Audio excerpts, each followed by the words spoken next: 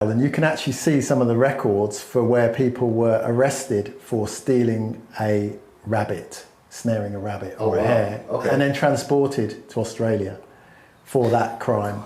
Same thing for being hungry. For being hungry and feeding themselves on an animal that lives wild anyway, which historically they would have always had access to.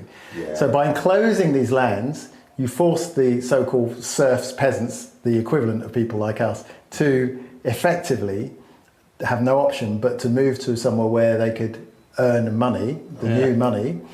And the great thing about that is ultimately that it's all, I mean, can be taxed and taken away from you.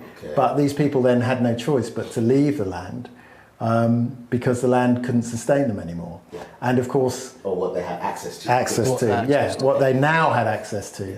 At the same time, in places like Norfolk, there was the Earls of Leicester were developing four-course rotation. So it's a farming system where you followed crops, legumes, and root crops. So cereal, legumes, root crops, and then fallow in a series to cycle it. So for that to work, they needed larger areas of land. So they had to enclose more areas and keep the serfs off. And then of course the linen and wool trade, well, the wool trade in particular, meant that more lands were needed for sheep. So the sheep farmers, the big landowners, were then running sheep on lands which previously would have been used for grazing.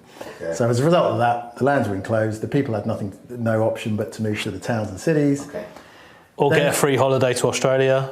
Free holiday to Australia. A rabbit. That was followed up with the highland clearances, even more sheep on the land.